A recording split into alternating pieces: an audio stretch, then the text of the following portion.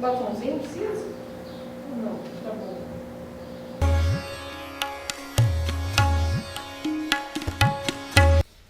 Olá pessoal, hoje nós vamos falar sobre uma história muito interessante que foi pedida inclusive por um dos nossos seguidores para que a gente pudesse fazer a análise sistêmica da história da Mulan. Então vem com a gente que vai ser muito legal. Reservada, graciosa, educada, delicada, refinada, equilibrada, pontual. A Mulan, o nome Mulan representa o florescer da magnólia. E na China, a magnólia ela é uma árvore frondosa que chega a alcançar 20, 25 metros de altura. Ela tem um crescimento lento, mas quando ela cresce e quando as flores desabrocham, é algo espetacular, é maravilhoso.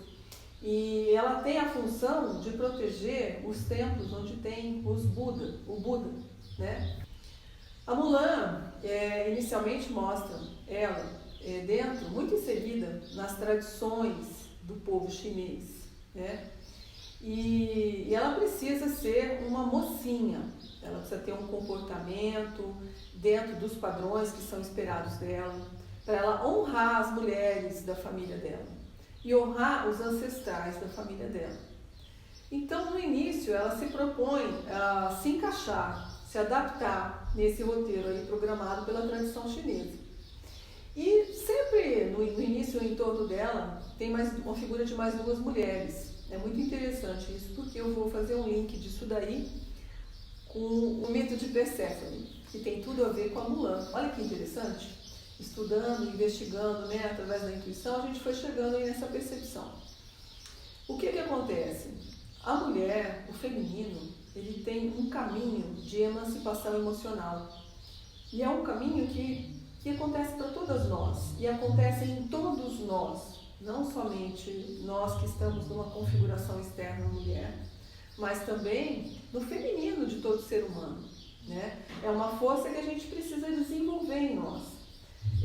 Se qualquer ser humano esteja na configuração masculina ou feminina, tiver o feminino infantilizado, não desenvolvido, ele não tem uma asa que está faltando para ele poder ter harmonia e equilíbrio na missão que ele veio fazer aqui na Terra.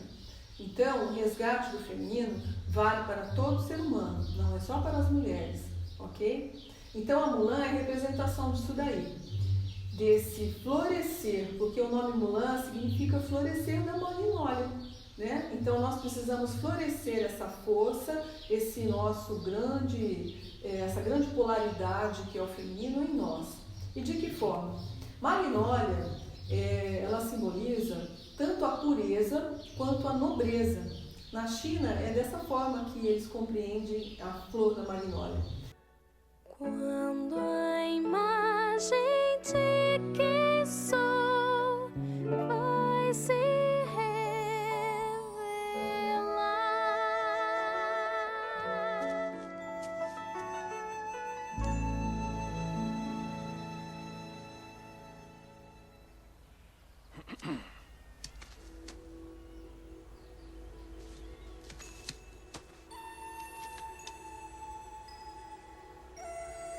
Ora essa! Mas que lindas flores tivemos este ano. Mulan, olhe, só falta aquela. Mas eu sei que quando desabrochar, ela será a mais bela de todas. Inclusive, ela tem uma função terapêutica de curar do Alzheimer. Olha que interessante, o Alzheimer é uma doença que um dos sintomas, né, é você ir perdendo, esquecendo aos pouquinhos a sua memória, perdendo a sua memória. E aí, quando a gente coloca numa visão metafísica, numa visão holística da vida, o que acontece com a gente encarnado aqui? A gente está sujeito à lei de esquecimento. Então, se a gente não despertar essa magnólia em nós, esse feminino em nós, essa intuição, essa conexão com o inconsciente, o que acontece? A gente vai esquecer do que a gente veio fazer aqui. A gente vai se deixar levar pelo consciente coletivo, pelas tradições, pelo que é esperado por nós, e a gente não vai conseguir realizar a nossa missão, né? Então, vamos lá para a história da Mulan. Logo no início aparece homens escuros, sombrios, vindo de baixo e galgando ali aquela muralha da China. Então, vamos considerar que a muralha, ela representa a barreira que nós temos em relação ao nosso inconsciente. A gente fica vivendo aqui o consciente que é pequenininho, que é limitado, que é circundado por esse limite aí que a muralha no desenho representa. E aí acontece de vir essas forças da sombra do inconsciente, que vai emergindo, e aí ela anuncia, olha, cheguei e vou causar uma grande transformação aqui. Então, para que aconteça esse movimento que a Mulan representa, nós precisamos entrar em contato com as nossas sombras. Tanto que aquele líder que aparece no desenho, ele, dentro da mitologia de Perséfone, ele representa o deus Hades, que é o deus do inferno. Tanto é que ele tem os olhos bem escuros, assim, ele é todo sombriozão, ele e todos os companheiros dele são assim. São forças vindas do nosso inferno interior, das nossas sombras, daquilo que a gente precisa trabalhar e que vai ajudar a gente nessa metamorfose aí, nessa florescência. Aí, o que acontece na sequência? O governo, o imperador, fica sabendo que esse Hades aí, né, veio para invadir, e ele recruta um representante de cada família para que possa combater esses invasores. E então, na hora que chega assim, ela quer ver o que está acontecendo também, e aí a mãe dela fala, não, Mulan, você fica, você não pode ir lá fora, você não pode se expor. E aí a avó dela chega e fala assim, ó, mostra o muro, né? Então são figuras que mostram, representam o nosso crescimento do feminino. Então, dentro da mitologia de Perséfone, nós temos assim a Perséfone como uma fase da vida da mulher, que antes antecedida pela Cora, que é a Mulan nessa fase aí da história. É a mocinha, que ainda não pode se expor, que não pode se mostrar, que tem que ficar no escuro, né? Que não pode se expressar. E aí a Cora vai virar a Perséfone, conforme ela vai ter esse movimento de depois, na história que a gente vai contar, de ir para a guerra, né? Depois, a mãe, ela é representada pela Deméter, dentro da mitologia de Perséfone, que é a mulher madura, mas ainda presa às tradições. E a avó já é, dentro da visão da agricultura, né, já é o trigo ceifado, ou seja, já passou por todas as fases, e ela sabe que precisa vencer o muro, que você precisa conseguir se expressar quebrando essas tradições. Tanto é que a avó, ela enfrenta ali umas situações de quebra de regras, né? Ela sempre tem uma tirada no desenho, no sentido de falar, mais que isso, né? Sempre mostrando o enfrentamento dos obstáculos, dos limites, né? Então é bem interessante perceber essas forças ali representadas por essas figuras. No momento em que o pai é chamado para ir para a guerra, a Mulan, ela não consegue ficar presa ali, ela rompe ali a barreira da sociedade e vai lá e fala, e se expressa, fala, olha, eu não acho justo isso, né? Eu não acho justo que você morra pela China, que você se sacrifique dessa forma. E ele fala, eu sei estar no meu papel e você precisa estar no seu papel. Aí entra até uma visão dentro da constelação familiar, que eu também vou falar, porque dentro desse desenho tem toda a força dos ancestrais atuando, toda a simbologia do que representa a nossa ancestralidade na nossa vida, né? E aí ele fala essa coisa do lugar. Só que nós temos que compreender assim, mesmo nós, dentro de um sistema, precisamos respeitar nosso lugar dentro da ordem natural de chegada, dentro do nosso papel que nos cabe. Mas nós também temos uma centelha de transformação da realidade. Então, concordar com a realidade não significa que nós vamos fazer a mesma coisa que todo mundo fez. Significa assim, ok, para vocês ancestrais foi dessa forma, e quanto a isso eu concordo, mas eu tenho dentro de mim a minha vocação, a minha centelha divina, o meu potencial criativo que precisa se manifestar. Então eu também vou trazer esse fogo transformador e eu vou fazer diferente, eu vou fazer melhor, não do que vocês, mas melhor dentro do meu próprio crescimento individual, entende?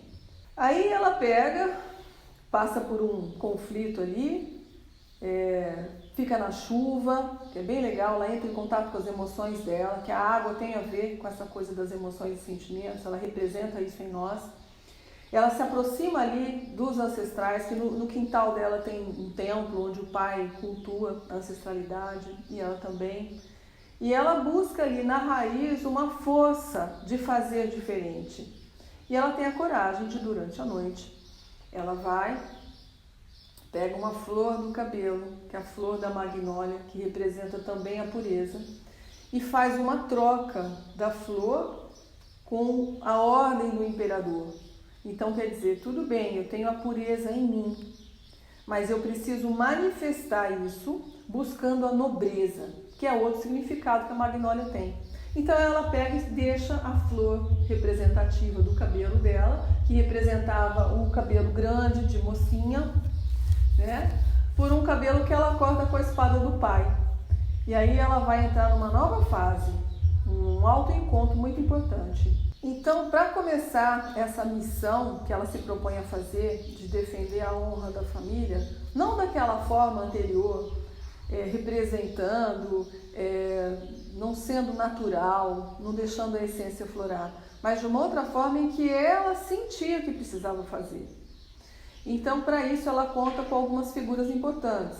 Ela conta com um grilo, que dentro da cultura chinesa representa 3 movimentos da vida, que é a vida, ressurreição e morte. E para a avó dela, ele representa o grilo da sorte, que também tem a conotação de ser uma promessa de felicidade. Então, por você confiar nesse movimento de ser você mesma e lutar pelo que você acredita, e com isso você vai ter como resposta da vida a felicidade, então o grilo simboliza essa força aí poderosa que ela precisava levar com ela. Outra coisa é o cavalo. O cavalo, ele representa a força, a conexão do consciente com o inconsciente psíquico. E também representa o nosso instinto organizado, dominado, né? Tanto é que ele tem 4 patas. Ele oferece uma certa estrutura para que ela possa chegar aonde ela precisa chegar. Ela tem que ter a força instintiva dominada, né? E tem esse ancestral aí, que ele parece uma serpente, mas ele se diz dragão, mas todo mundo olha para ele e fala, você é uma serpente, você é um lagarto, você é não sei o quê, porque ele é pequenininho e magrinho. Então, está relacionado esse símbolo a uma carta do tarô, que é um arcano maior, que é o 21, que é o mundo, e que tem no centro um andrógeno.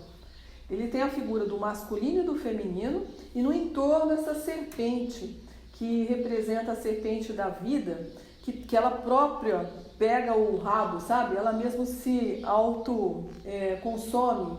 Então a vida é esse ciclo de autorregeneração. Então você morre para nascer de novo, você morre para nascer de novo, né? Então tem a ver com essa energia que ela também precisava levar para a jornada dela. E ela vai travestida, né? Então é o que eu falei, é a figura do andrógeno, até que brincam lá os ancestrais, que ela é uma transformista. Mas sua bisneta tinha que ser transformista! É injustiça! A sua acusação é...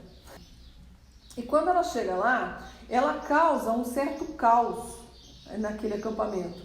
Então todos os homens começam a brigar ali e aí falam, olha, a culpa é dela, né? Porque Perséfone significa a deusa do terror.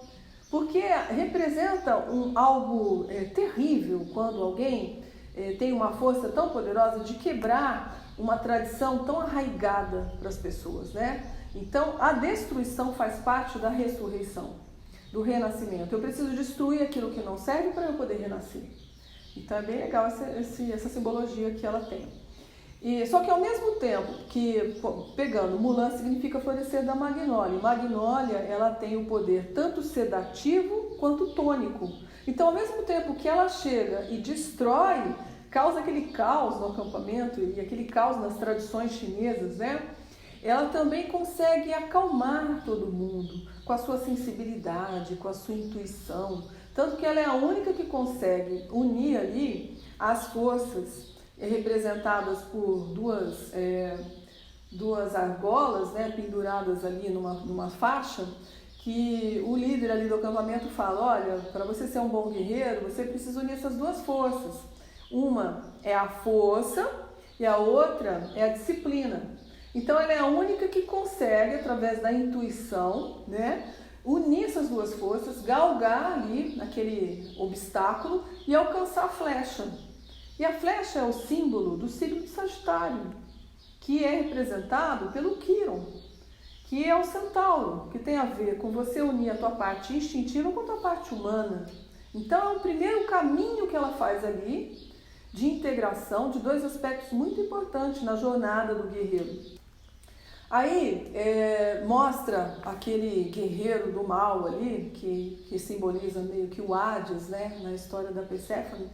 Ele tem uma águia, né? Então ele tem uma visão além do alcance. Quer dizer, ele está habituado a transitar no inconsciente, né? Então ele fareja as coisas, ele consegue descobrir o mistério atrás das coisas. E aí aquela águia traz uma bonequinha. E a bonequinha, ela está relacionada à infância. Então ele fala assim, os companheiros dele falam, olha, mas a gente pode evitar os inimigos que já estão no acampamento indo para o outro lado da montanha. Ele fala, não, mas eu quero ir nessa aldeia também porque ali tem uma mocinha. Então, dentro do mito de Perséfone, o Hades tem essa função. Ele captura, ele faz o rapto da mocinha, né? Então foi ele que teve essa força de levar Mulan para a guerra. Depois que ela vai até esse acampamento e vê que está tudo dizimado, que as pessoas morreram ali, inclusive a criancinha morreu, né? Olha que interessante. Aí ela desperta uma força realmente de guerreira. Ela tem o foco de pegar um foguete e derrubar uma camada ali de neve e causar uma avalanche. E através disso, ela consegue praticamente destruir todas essas forças do inconsciente. E aí ela começa a ganhar uma relevância maior no grupo fazendo isso. E ela salva, inclusive, o líder daquela avalanche.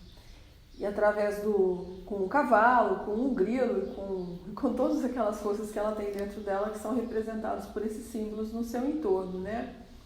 E essa é a primeira etapa de reconhecimento que ela consegue fazer. Então ela ganha a confiança do masculino.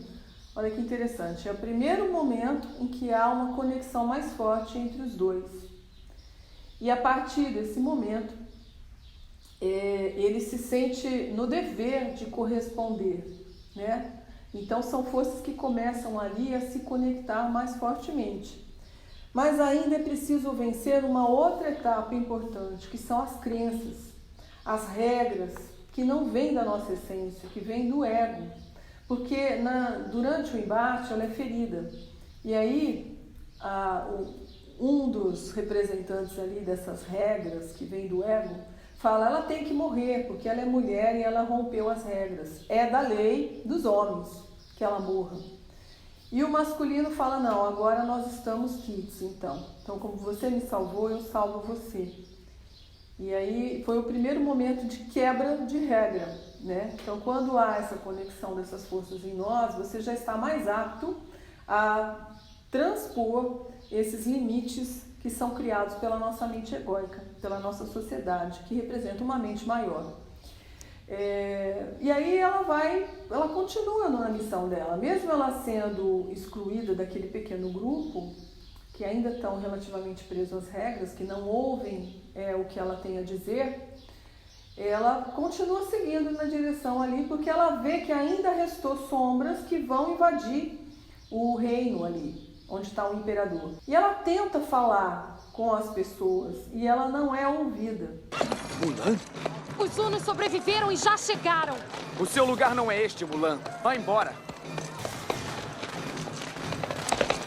Shang, eu os vi nas montanhas. Por favor, acredite em mim. Por que eu deveria?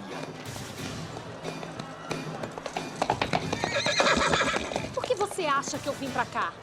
Você confiava em Ping. Por que seria diferente com Mulan?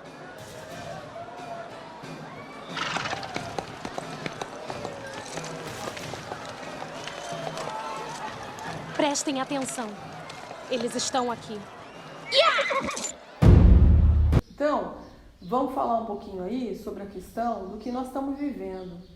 Hoje, na nossa sociedade, a mulher precisa ter a voz. E é isso que está acontecendo. Nós precisamos expressar a voz. E o feminino em nós precisa se expressar. Porque não ouvir o feminino, que é o que acontecia, você vai estar atraindo uma experiência difícil para a sua vida. Que é o que estava acontecendo ali. Porque ninguém queria ouvi-la e o imperador estava correndo risco, né? E toda a China corria risco por não ouvir o feminino, que é a intuição. E aí os homens começam a prestar atenção nela e se unem a ela definitivamente. E aí, porque se uniram, conseguem vencer o Hades ali, né? Que é o representante. Como Magnólia representa pureza e nobreza, nobreza significa você ser reconhecido, você ser visto, né? E a pureza é essência, é luz. Então, a Mulan tinha, no início da sua saga, ela tinha a pureza, mas ela não podia manifestar essa pureza. Então aí eu lembro de uma passagem daquele cara, do candeeiro, que fala assim, se você tem um candeeiro, ele serve para iluminar, olha lá, iluminamos agora, né? Então, de que vale um candeeiro se for colocado embaixo da mesa? Você precisa colocar o candeeiro num lugar alto, em que ele possa ser útil e iluminar o seu caminho e o das pessoas. Então, pessoal, Mulan é um grito, é um chamado lá de dentro, para que a gente acione essa força da nossa luz e manifeste. E que a gente vença as barreiras do mundo. Aí eu vou lembrar Paulo de Tarso. Eu combati o bom combate. Esse é o bom combate. É vencer as forças da sombra em nós, transmutando essas forças que não são reais, não são verdadeiras, não são essenciais e trazendo a nossa luz para o mundo. É isso que é a mensagem essencial de Mulan.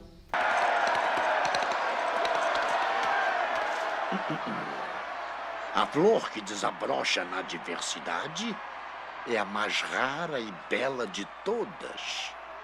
Senhor? Não se encontra uma garota como aquela em toda a dinastia. Ok? Então eu agradeço a todos vocês, espero que vocês tenham curtido. Dê um like aí se curtiu, compartilha e quem não se inscreveu, se inscreva no nosso canal. Um beijo grande e desperte a Mulan em vocês.